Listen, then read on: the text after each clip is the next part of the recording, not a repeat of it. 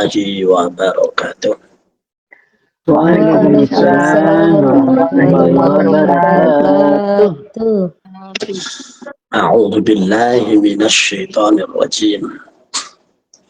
Bismillahirrahmanirrahim. Alhamdulillahi rabbil alamin.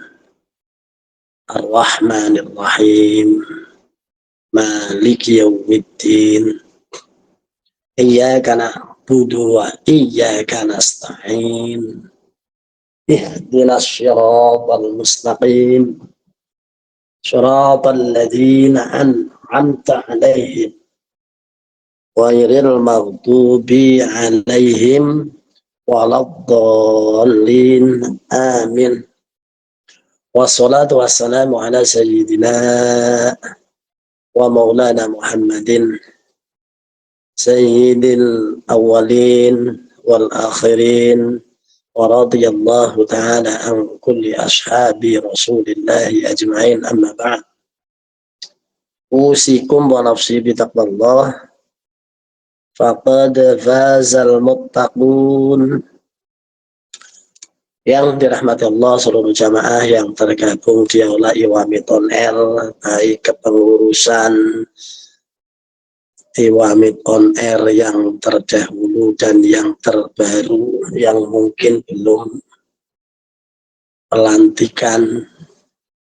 Ini hanya metome, ya harus ada pelantikan. Ini hanya untuk latihan saja sebagai ya budaya untuk Indonesia adalah ya republik. Re itu kembali publik kepada publik. Maka dari itu ya ketentuan yang berjalan di organisasi itu adalah mengikuti asas kebersamaan, yaitu musyawarah yang dalam Al-Quran sudah disinggung, fasawwirhum fil amr. Maka untuk kali ini kita akan melanjutkan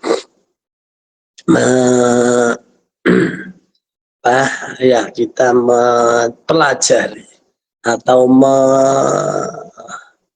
mengerti untuk masalah penentuan puasa Ramadan. Hari ini kita tahu ada sebagian yang menggunakan hisab, ada yang masih tetap kekeh untuk menggunakan ru'yatul hilal. Mana yang benar? Semuanya beralasan dan merasa benar. Namun ini bukan masalah benar atau tidak benar. Kita sebisa mungkin untuk menjaga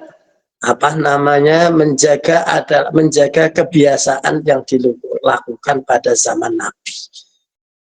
Karena tidak semua harus dilepas begitu dan mengandalkan hisab. Nah, ini yang jadi ya permasalahan di antara kita, khususnya di kalangan Nahdlatul Ulama, tetap kekeh untuk mengadakan ru'yatul hilal walaupun tetap mempertimbangkan hisab. Ini yang lebih kehati-hatian itu dalam bahasa ushul fikihnya ikhtiyat, ya, jadi kehati-hatian, ya, sebagaimana kebiasaan Rasul yang hari ini tetap masih dilakukan sebagian oleh orang Islam, yaitu siwak. Ya, kalau siwak itu adalah menggunakan akar siwak, dan di Indonesia tidak ada pohon itu. Ini nggak tahu ini untuk kedepannya mungkin akan ada yang bisa membawa pulang ke Indonesia atau titip ke orang-orang sana untuk di sini dan ditanam, mungkin bisa tumbuh dan akhirnya kayu siwak ada di sini. Dulu karena memang belum ada teknologi untuk membuat sikat, tapi bukan berarti sunnahnya itu hilang, tetap saja menggunakan siwak ya, karena sikatan itu adalah tidak sering apa orang apa namanya ya membawa kemana-mana siwak. Kalau orang membawa siwak kayu, siwak yang kurang lebih itu 1 jari, ya panjangnya bebas, itu disaku, kadang dikalungkan dan sebagainya, kewas. Dan itu tidak dianggap tabu ya bagi kalangan ya umumnya. Tapi coba saja, kalau kita setiap saat mau ke masjid, mau kemana, kalungan sikat dan bawa podol, itu kira-kira gimana itu? Halo? Ada apa belum? Kira-kira wagu enggak itu? Ya itulah, kadang-kadang teknologi itu ya begitu. Ya kita sikatan sehari mungkin 1 kali 2 kali lah cukup. Pagi hari bangun tidur sikatan, nanti lagi mau tidur 2 kali paling tidak. Nah, tapi kalau sikatan setiap akan sholat dan sholat apa saja, berarti sholat sunnah, ya usruk, sholat usruk, dan itu memang luar biasanya. Kayu siwak itu tidak bau, walaupun dipakai di mulut, mungkin kecampur obat senengannya itu apa yang digigit-gigit namanya apa? Bekas-bekas nasi. Ada nasi, ada apa itu nah? Lilit Apa apa? itu? Lilit. Hah? Lilit. Lilitan. Nah ya itu kadang kalau itu selilit. Nah sekarang yang giginya dilalah lungu dan ada gedohnya, namanya apa itu? Ayo, Gigi bahasa ya. Indonesia ada enggak? Ayo, ada enggak bahasa Indonesianya? Cikong apa? Hah?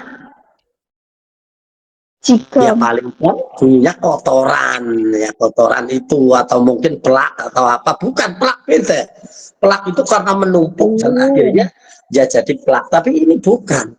Nah kalau orang Jawa itu bilang gudal, itu bahasa apa? Bahasa Inggris itu good dan al, good al. Nah yaitu ya khususnya adalah di gigi, namanya gudal itu kalau di apa namanya Cilacap, nggak tahu di Jawa Timur apa itu. Nah ya makanya dulu pertama kali saya tahu bahasa itu ya sejak saya kecil. Nah sampai saya disuruh beli rokok gudang garam dulu. Saya nggak tahu gudang garam itu apa, itu gudang garam. Ya saya akhirnya lari ke ke apa, ke warung. Dulu ada rokok gudang garam, sekarang juga masih ya, walaupun katanya bangkrut ya. Saya nembuknya ke apa, ke warung itu, apa itu, Kang, tuku rokok gudal jarang. Gudal jarang. Ya udah, oh ya sudah gitu. Oke, jadi masalah hisab itu Rasulullah Shallallahu Alaihi Wasallam itu sudah merumuskan, hadisnya ada di Bukhari beberapa hadis dan itu sahih. Nah sekarang jawabannya, kalau kita tidak menggunakan hadis sahih itu mau menggunakan apa bagi orang yang suka melakukan hisab? Nanti ada alasan ini nanti. Oke, kita lanjutkan. Rasulullah bersabda, ini ada di Sahih Bukhari hadis 1776. Sumu liru'yati wa aftiru liru'yati. Sumu podo poso sira kabeh liru'yati krana weruh apa? Bulan, wa aftiru lan podo buka sira kabeh utawa podo apa ngerampungi poso, artinya di hari ke-29 malam 30. Nah, dari malam 30 itu ya liru'yati karena ningali bulan. Fa in humma mongko lamun napa apa fa in humma alaikum fa in humma mongko lamun ana sing ngali-ngali alaikum ngatasi sira fakmilu mongko nyampurnakno sira iddat langit data Sya'bana ing hitungane bulan Saban piro 30. Nah terus digenepake disempurnakna salasina yauman ing 30 dino. Ini apa hadis dari Bukhari. Sekarang oleh karena itu orang dilarang memulai puasa ataupun mengakhirinya sebelum ada ru'yah. Ya, Rasulullah bersabda an Abdillah, ini ada di Sahih Bukhari 1773. Jadi sebelum hadis yang itu di atas. An Abdillah bin Umar radhiyallahu anhuma anna Rasulullah sallallahu alaihi wasallam. Satuhune Rasulullah sallallahu alaihi wasallam Dakaro ngelingake sapa napa Kanjeng Nabi Ramadan ing bulan Ramadan faqala la tasumu ojo poso sira kabeh hatta tarawul hilal hatta tarau sadurunge ningali sira kabeh al hilal ing bulan wala taftirulan ojo bodho sira ojo ngrampungi sira ing poso hatta tarawul hatta tarau sehingga ningali ing hilal fa in humma mongko lamun kaling-kalingan alaikum atas sira ya fakdaru mongko apa ngodarake sira lahu maring apa jenengane lahu maring yo bulan ya lahu maring yo bulan Syaban. Nah terus apa ini sebagai bukti. Nah kalau kita ya mungkin ya kita sedang tidak menyalahkan karena mereka punya dalilnya, monggo. Tapi bagi kita itu secara logikanya kita itu harus berdasarkan Al-Quran dan hadis. Padahal hadis ini adalah hadis sahih. Kok hanya karena teknologi, hanya karena satu hadis, terus hadis ini dibuang. Kenapa dibuang? Seolah-olah tidak dipakai lagi karena tidak relevan lagi katanya. Ya, itu mestinya jadi bahan pertimbangan. Namun untuk di kalangan NU tidak. Hadis yang mengarahkan untuk berpuasa pakai ru'yatul hilal itu tok mlong. Di bahasa Cilacap tok mlong. Kalau dalam bahasa ayo yang lain ada nggak kata-kata tok mlong?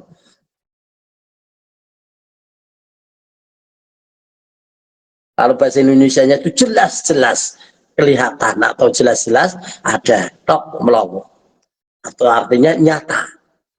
Tapi ya itu tadi ada yang sebetulnya hadis ini adalah bukan mengarahkan tapi hanya mensinyalir saja. Nah, bukti-bukti di atas menunjukkan bahwa untuk menentukan awal ataupun akhir bulan puasa menggunakan ru'yatul hilal, melihat bulan, merupakan cara yang diajarkan oleh Nabi Muhammad SAW. Jadi cara ini adalah dilakukan oleh Rasulullah SAW. Memang benar pada saat itu tidak ada teknologi yang canggih, karena mungkin karena kesulitannya.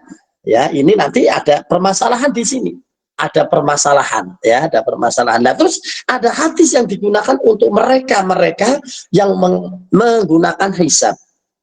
An Ibnu Umar radhiyallahu anhuma, saking Ibnu Umar ini juga di hadis Bukhari. Tapi ini diartikan berbeda dengan di situ. Nah, kalau kalangan Nahdlatul Ulama enggak, semuanya dipakai. Ya, semuanya dipakai. Tapi kalau ini enggak, ya ini dikatakan ini sebagai dasar pakai hisab. Nah, qala ya ani Nabi sallallahu alaihi wasallam annahu satu menit yo Kanjeng Nabi qala ngendika inna ummatan la yaktubu wala subuh.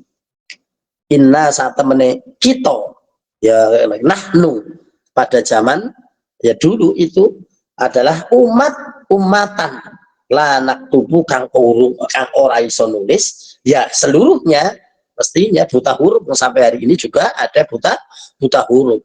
Walanah sabulan ora iso ngitung-ngitung hisab, lanah subuh syahru lan ora iso ngitung-ngitung apa namanya yo hitung-hitung bulan.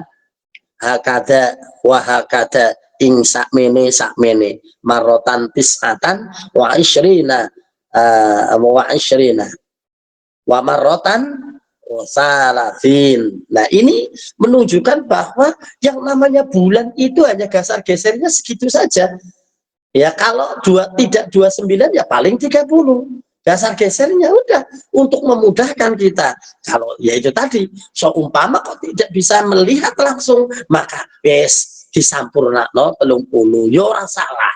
Oh memang antara bulan hari itu di tanggal-tanggal tertentu itu ya secara hitungan itu adalah di antara 29 30. Ya mungkin ya 29,5 ataupun 30 kurang.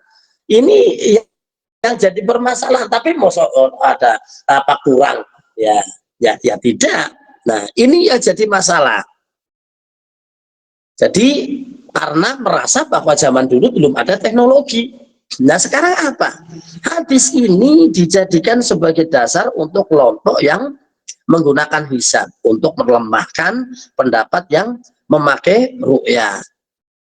Ya menurut mereka hadis ini menjadikan bukti bahwa Nabi Shallallahu Alaihi Wasallam menggunakan ru'yah dalam keadaan terpaksa sebab umatnya adalah tidak mampu menulis atau membaca atau melakukan hisab. Nah melihat kondisi umat yang seperti ini maka wajar jika Nabi Muhammad SAW menggunakan ru'yah untuk menentukan awal bulan dan akhir bulan, khususnya di bulan Ramadan. Ini dilakukan untuk memudahkan kaumnya agar mereka tidak menemui kesulitan ketika akan memulai atau mengakhiri puasa. Nah atas dasar ini menurut mereka penggunaan ru'yatul hilal itu sudah dianggap tidak relevan lagi karena sekarang sudah banyak ahli. Apakah benar begitu? Ternyata tidak. Apa itu? Sebetulnya bukan masalah pada saat itu tidak ada orang yang bisa hisab itu sudah ada sejak sebelum Rasulullah SAW lahir. Coba kita lihat di sini ya. Apa menjawab keraguan ini tentu kita harus kembali pada sejarah. Apakah benar semua sahabat Nabi itu tidak dapat membaca atau menulis? Dan apakah pada masa Nabi Muhammad belum ada ahli ilmu hisab sehingga harus menggunakan ru'yah? Jawabannya adalah tidak. Tidak. Karena ada beberapa sahabat yang diperintahkan Rasulullah untuk belajar menulis, untuk dijadikan sebagai juru tulis, untuk menulis Al-Quran dan sebagainya. Contoh Ali bin Abi Thalib, Umar bin Affan, Ubay bin Ka'ab, Sabit ya, Muawiyah dan lain-lainnya banyak sekali itu. Oleh karena itu yang dimaksud dengan hadis itu adalah mayoritas sahabat, bukan sahabat secara keseluruhan. Banyak, tapi yaitu tadi karena teknologi zaman itu memang tidak mendukung. Seumpama salah satu itu sudah melihat, palingnya sekampung itu atau mungkin di daerah Madinah saja. Nah kalau sekarang informasi ini bisa langsung, tidak ada jarak. Sekarang di Jakarta melihat disebarkan ke seluruh alam itu sudah bisa. Bahkan kejadian-kejadian yang yang ini langsung bisa dilihat. Itu baru kemarin sore, baru kemarin ada yang mungkin seumur-umur 50 tahun yang kalau pas pergi kemana-mana ngirim surat atau dikirimi surat, ngirim duit pakai wesel, masih ada ya Masih ada yang ingat? Halo? Saya Iya ingat Abah. Abang, dulu Masih pakai ada yang laptop. ingat ya? Iya, saya dulu baru kemarin itu, baru belum ada 20 tahun. Ya saya di Saudi itu dikirimi surat oleh istri saya. Mas, Mbak, Mbak, apa namanya? Sakit. Setengah bulan baru nyampe ke sana suratnya tak bocor. Terjawab, muga-muga cepet mari. Loh, jawabannya besok itu wis mati. Jadi hanya terparuh begitu apa namanya? Ya begitu kirim surat itu baru 2 hari, padahal masih di jalan itu sudah berbeda beritanya. Nah, dulu itu. Nah kalau sekarang sakit sekarang ya tahu langsung di video, mati sekarang juga kelihatan.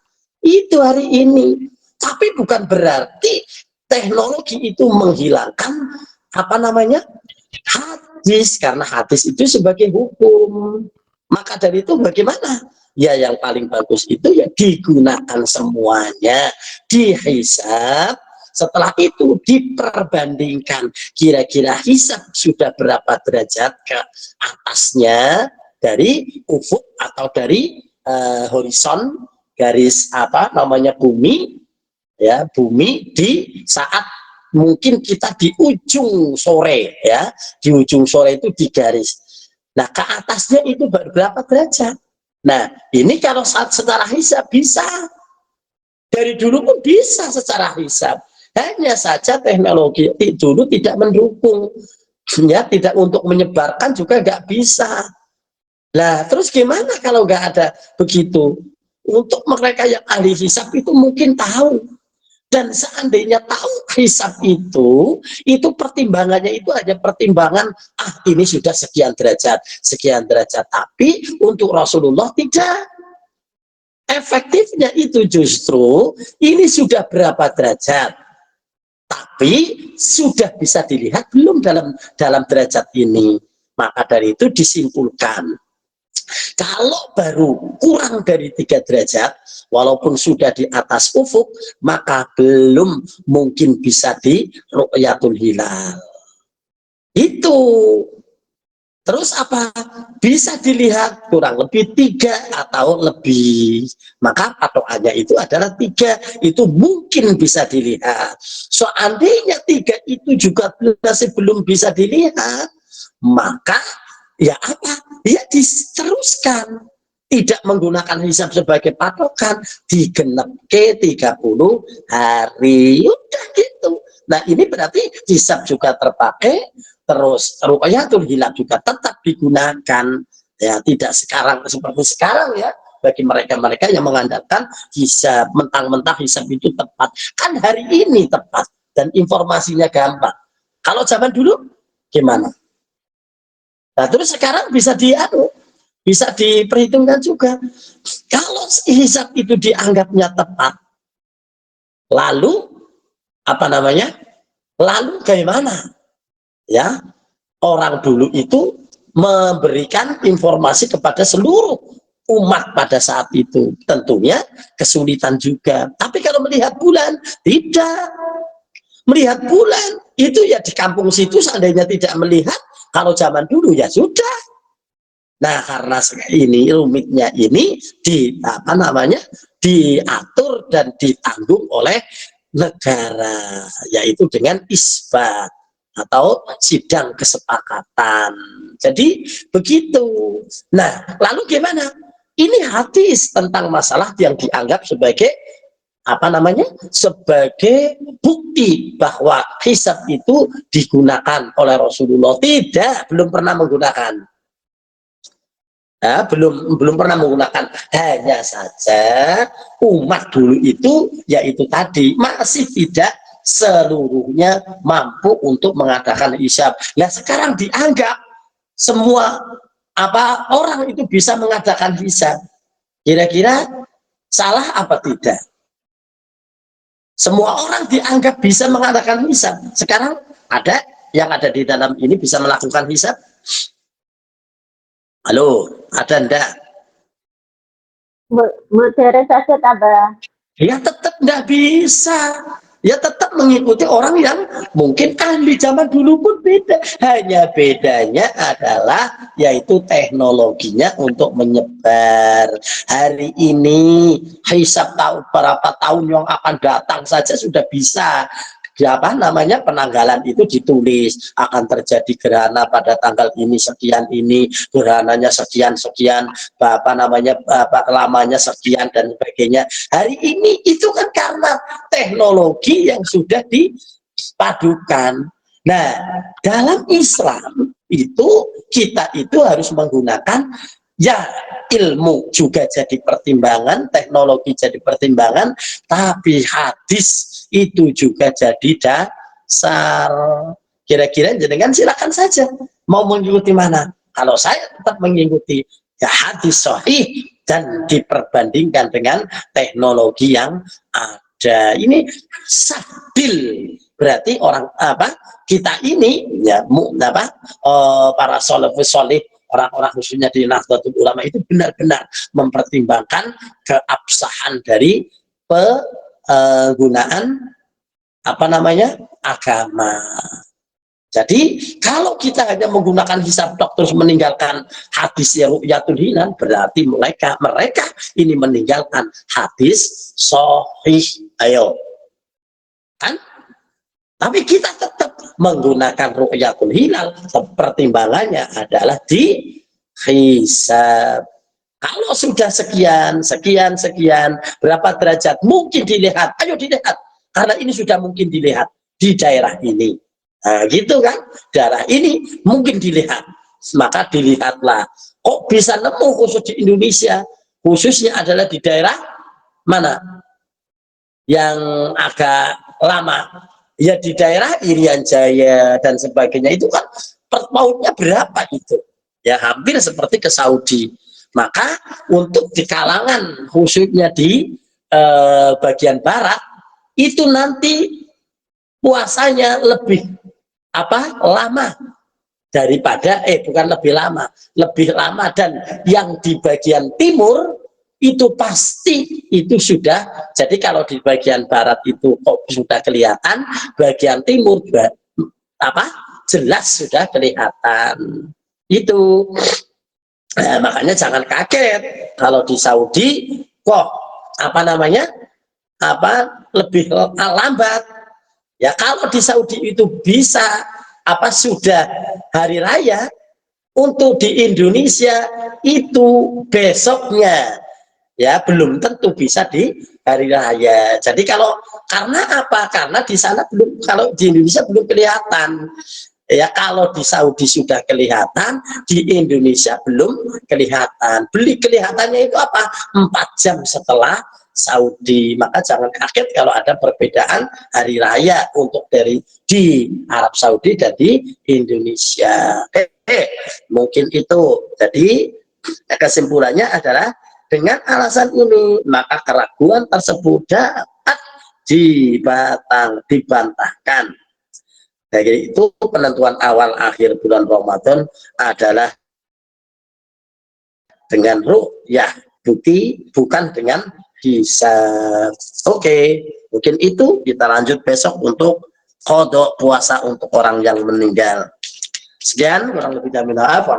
Kita lanjut dengan si malakama. Silakan inspirasikan masalah Anda. Langsung aja kami akan membantu Anda membantu Anda. Oke, ayo kita lanjut, silakan dimoderatori.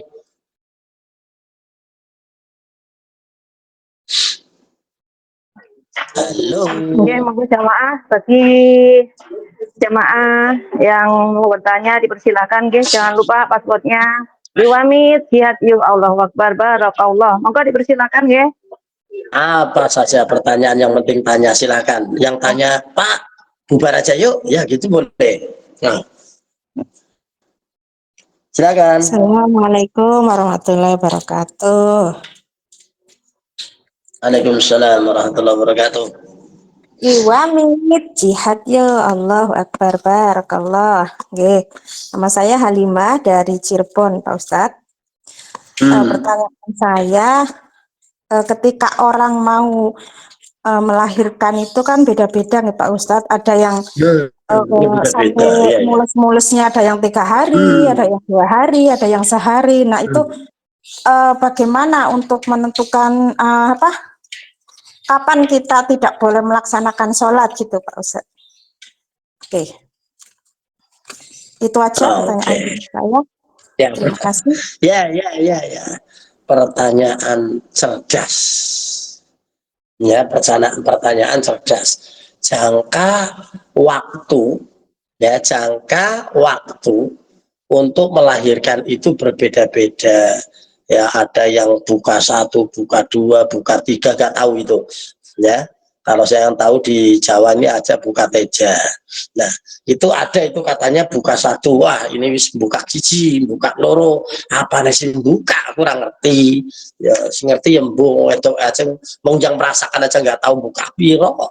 Ya, yang tahu katanya dokter, katanya sudah buka 4, 5, nggak tahu.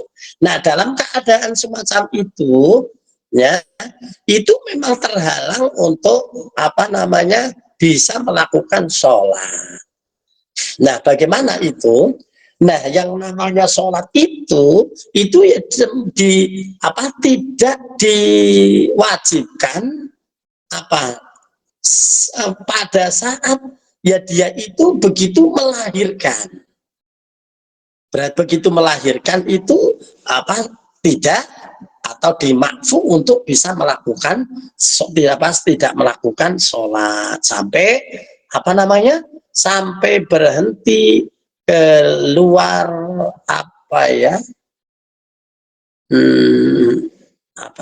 jadi suwi ya, saya tidak menjawab itu. Apa itu kalau perempuan itu darahnya keluar namanya yang keluar mengikuti bayi namanya darah apa? Air ketuban.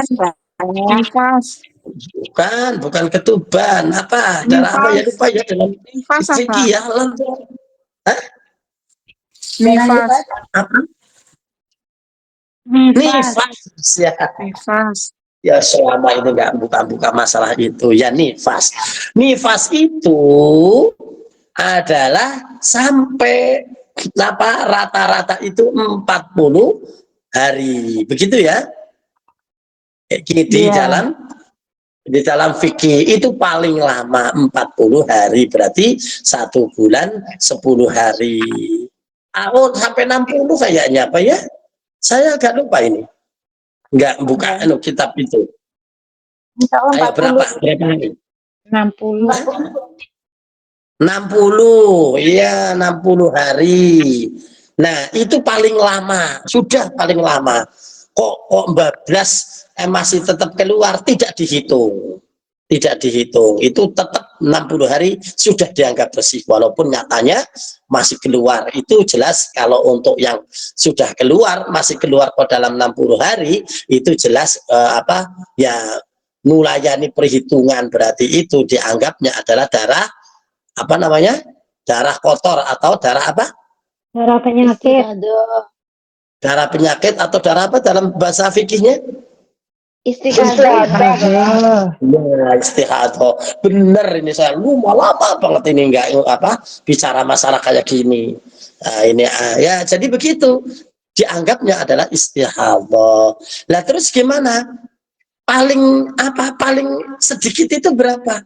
Paling sedikit adalah tidak ada jangka waktu, karena ada sebagian wanita yang memang luar biasa nggak tahu itu, begitu melahirkan tetap sudah nggak mengeluarkan darah, hebat ya. Tapi ini jarang terjadi ya. Rata-rata ya sudah hitungannya adalah paling lama adalah 60 hari, ada stopnya adalah 60 hari. Sebelum itu ya tergantung Ada yang mungkin 7 hari selesai, ada mungkin yang 40 hari baru, ada yang 30 baru dan sebagainya, tergantung. Pokoknya kalau sudah tidak keluar, sudah kering, ya, walaupun masih jedor, nggak tahu itu jedor.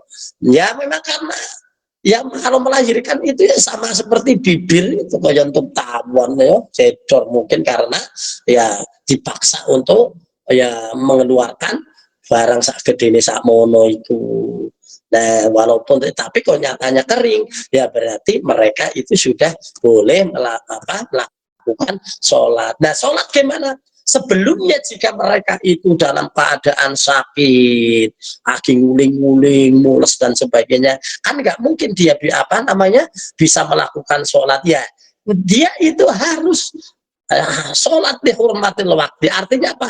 Niat sholat pada saat itu karena tidak bisa melakukan mau lagi mules-mules karo ngadeg ya tidak mungkin, karena apa? Dia sedang batal terus, apalagi lagi dalam keadaan keluar keluar air ketuban, kan keluar ketuban kan terus lever terus. Nah berarti itu membatalkan wudhu terus. Nah karena yang keluar dari dua jalan itu yang membatalkan wudhu, nah padahal lagi keluar ya batal, tapi kewajibannya masih tetap belum disetar dari nifas. Nifasnya ya setelah itu melahirkan baru dimulai setar nifas, berarti sebelumnya dia itu punya hutang sholat, ya punya hutang sholat, ya seperti sama kalau perempuan lagi lagi M itu kan ada. Kalau M-nya kok terjadi pada saat waktu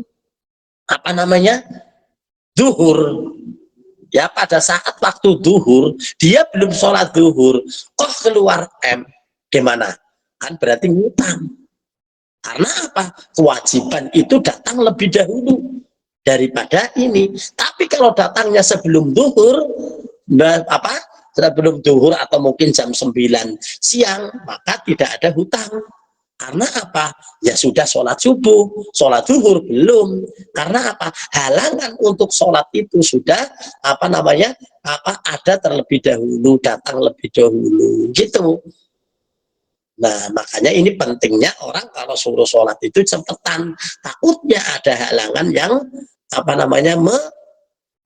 menghalanginya. Oke, jadi itu. Jadi tetap kalau dia dalam keadaan sakit, ya kita harus niat sholat, tapi belum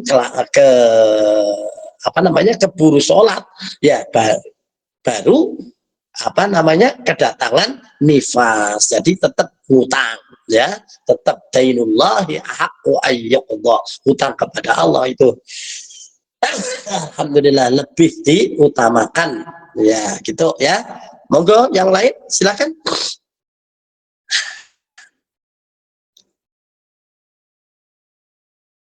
Assalamualaikum warahmatullahi wabarakatuh. Niku Abah ngapunten meneruskan yang sholat tadi. Kita dalam keadaan nggak udur gitu ya. Tapi kita kan bekerja itu pas maghrib itu biasanya kan lagi sibuk-sibuknya. Jadi otomatis itu setiap hari, hampir.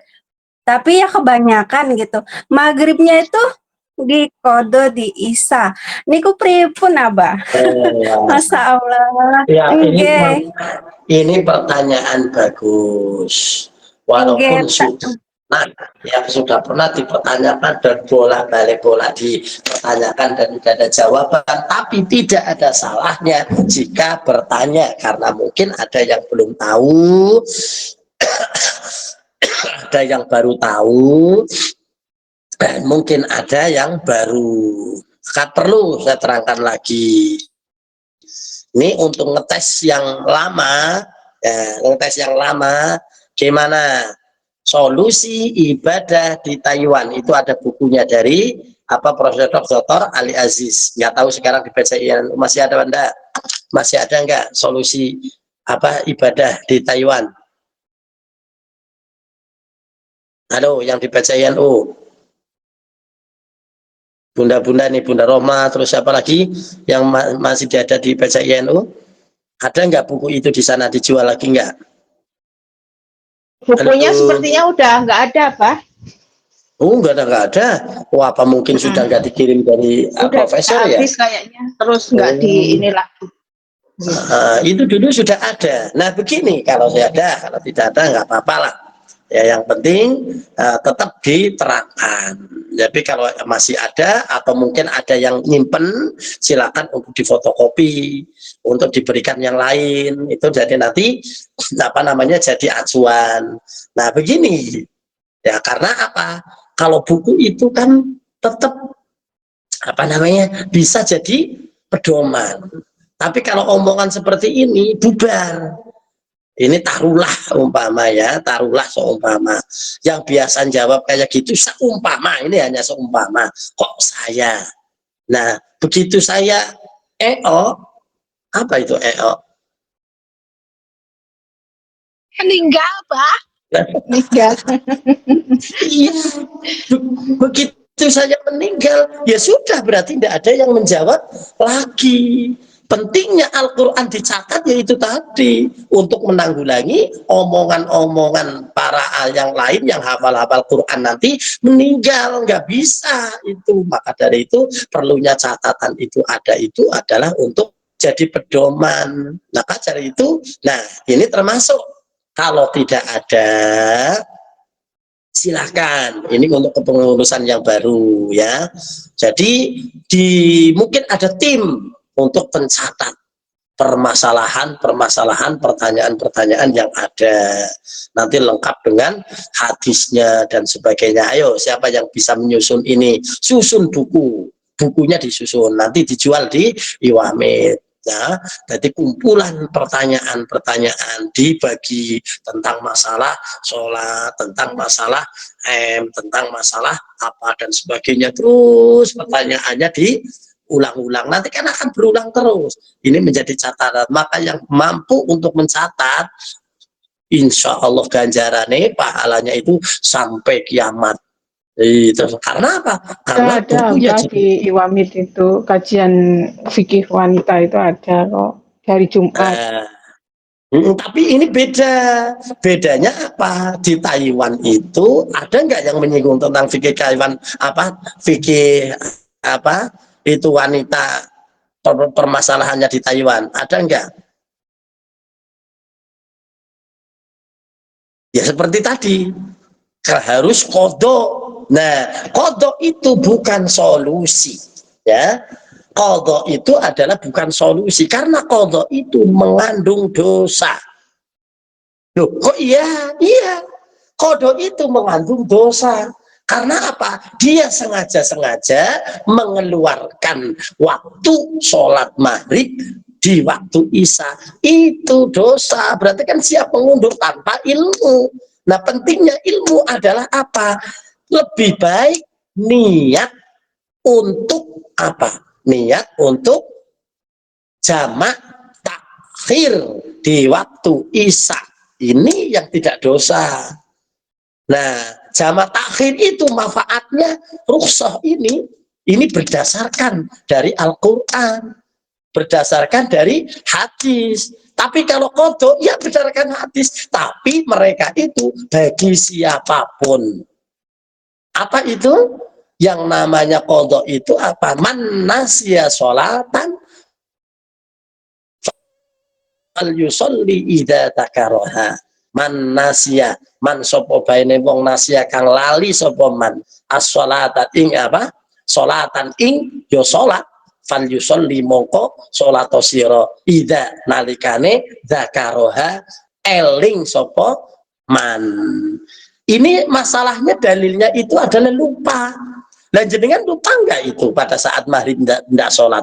Lupa apa enggak? Tidak, Halo? Abah. Tahu waktunya itu udah datang maghrib itu, Abah. Tapi Nah, karena kita itu karena dengan pekerjaan gitu, Abah, nggak bisa makanya ditinggal apa ya? Namanya kita ikut orang bekerja gitu, Abah. Jadi kita itu permasalahannya di situ, Abah. ya, paham, paham. Udah, dengerin dulu ya. Jadi itu masalahnya. Hadisnya adalah jika kamu lupa, maka sholatlah pada saat ingat. Loh, padahal jenengan tidak lupa. Loh, masalahnya di sini.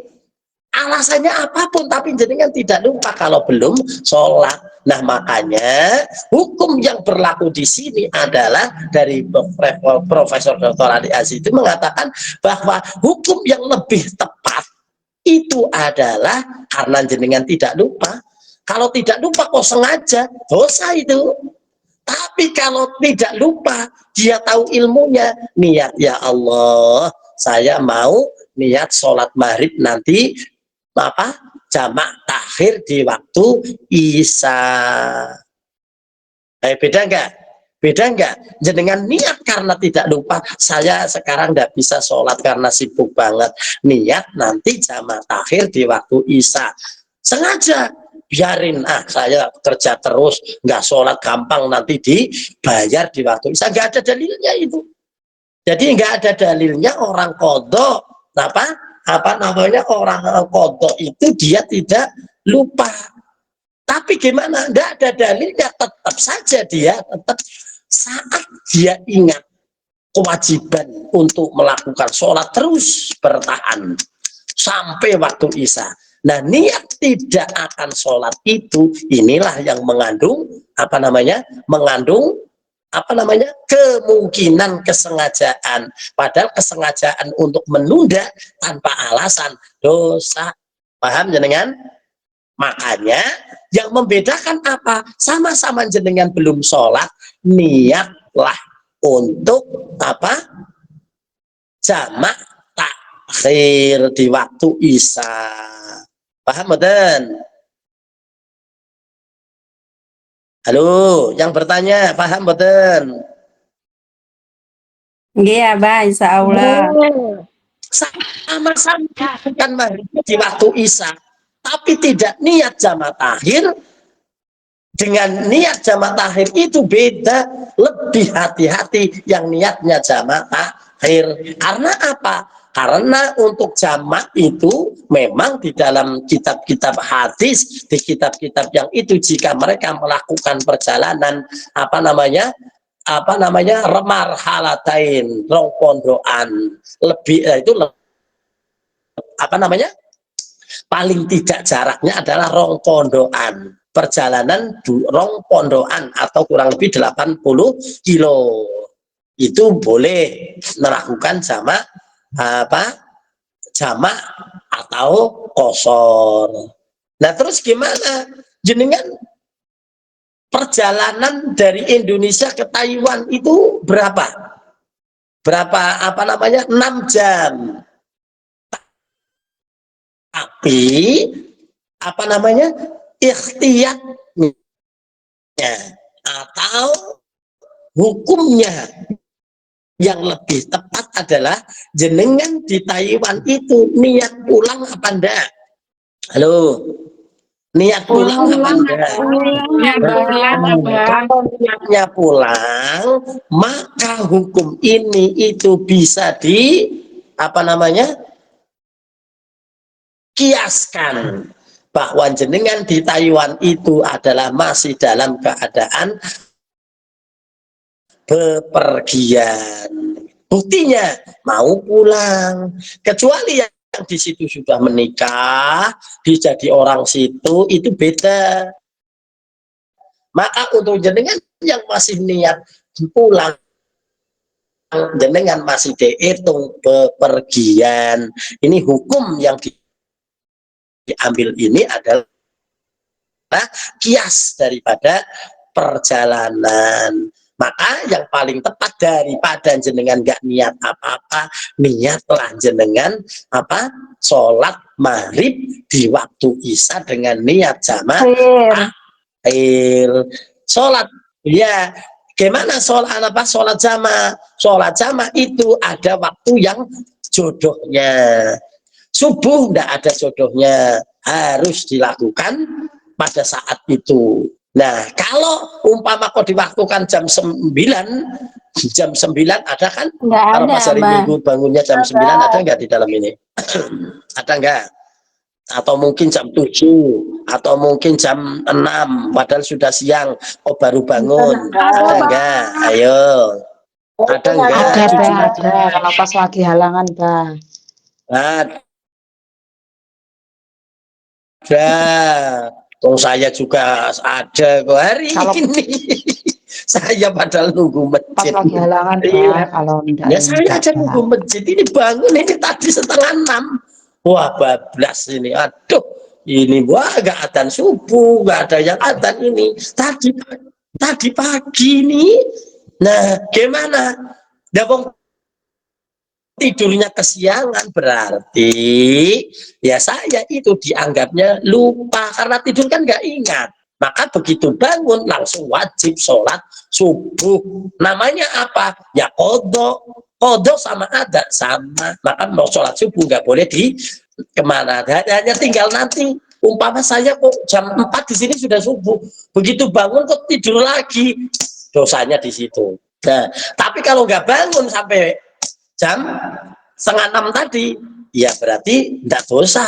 Walaupun sama-sama sholatnya jam 6, ada unsur dosa dan tidaknya. Itu zuhur apa subuh tidak bisa digandeng. Tapi untuk zuhur dan asar bisa digandeng. Zuhur di asar namanya takhir, asarnya dilakukan di waktu zuhur namanya takdim. Asar sama maghrib tidak boleh, itu bukan jodohnya, walaupun dekat antara maghrib dan asar dan maghrib nggak boleh. Jodohnya apa? Maghrib dan isya itu boleh.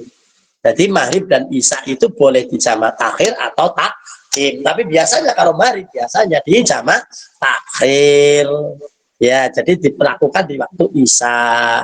Itu ya, kalau amal asar itu biasanya dilakukannya takdim. Sebab apa? Biasanya waktu istirahat itu adalah waktu duhur. Jadi sekalian sholat duhur dan asar sekalian, dan boleh untuk di rukshoh atau di apa namanya kosor, di kosor 2 rakaat duhur 2 rakaat,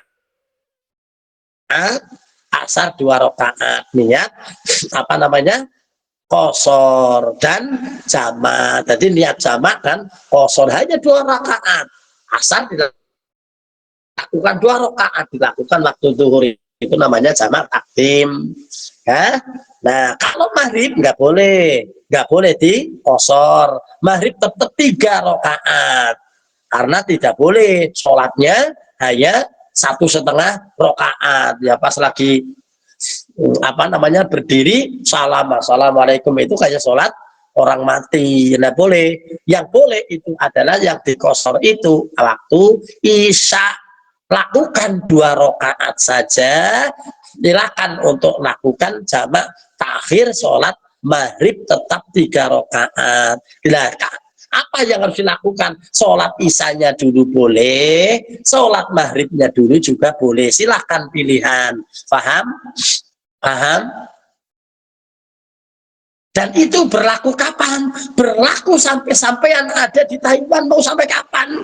Tetap itu lebih berhati-hati daripada sengaja kan jenengan nggak sholat asar, nanti sholatnya di apa namanya di waktu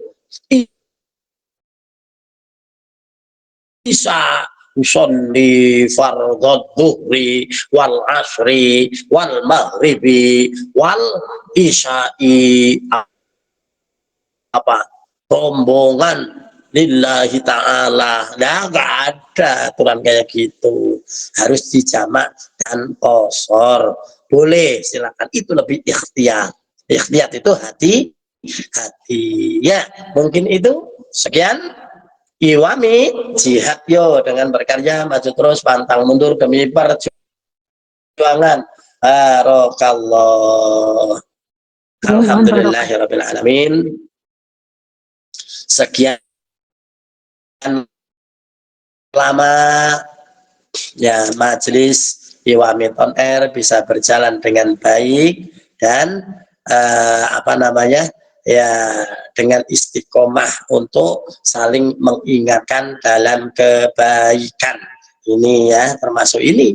Coba kalau jenengan nggak tanya, jenengan apa namanya sholat kayak gitu apa di waktu isya tidak niat untuk jamak kodok, nggak ada dasarnya. Karena jenengan ya kodok benar harus dilakukan, tapi jenengan ada niat yang ada dalam hati karena dalam keadaan sadar mengundur sholat maghrib di waktu isya. Nah ini salah satu pentingnya ilmu.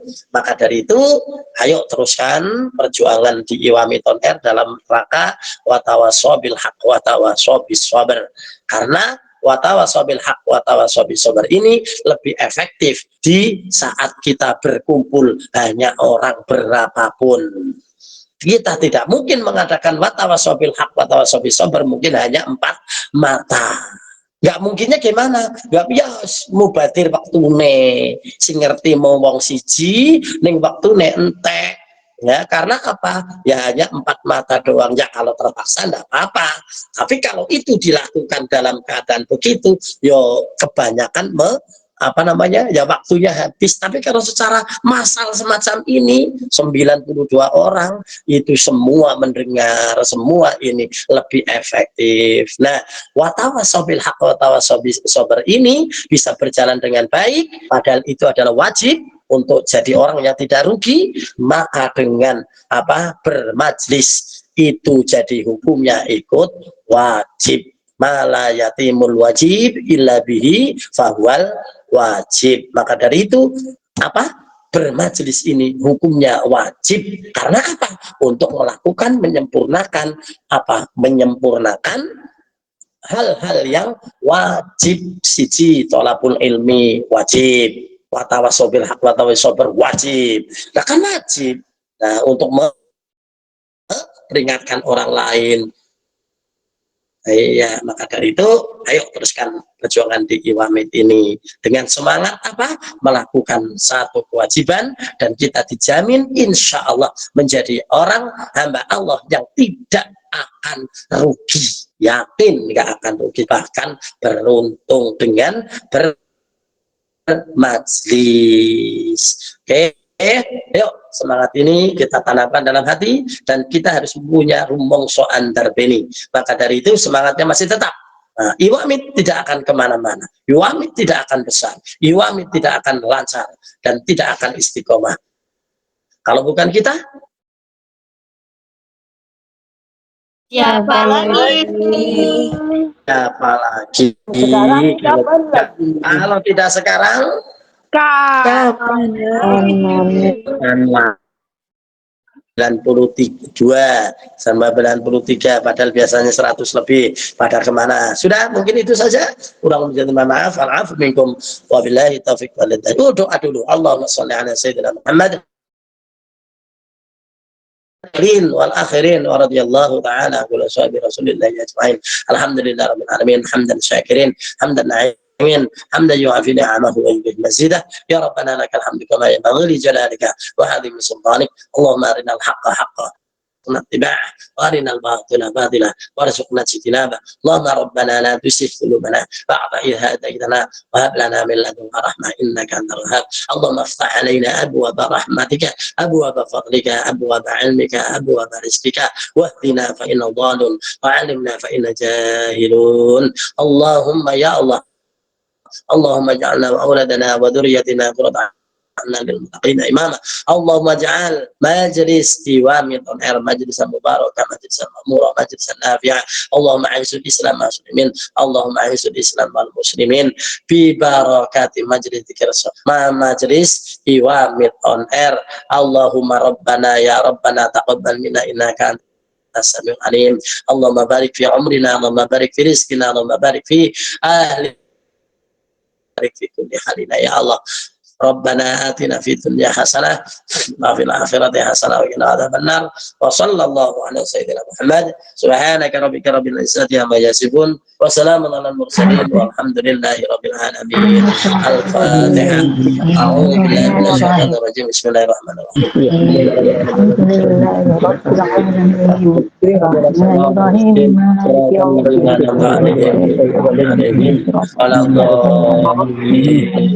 Amin. Sekian, minta maaf.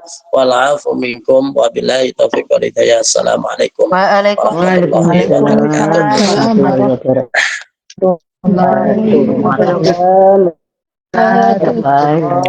Baik, keluarga.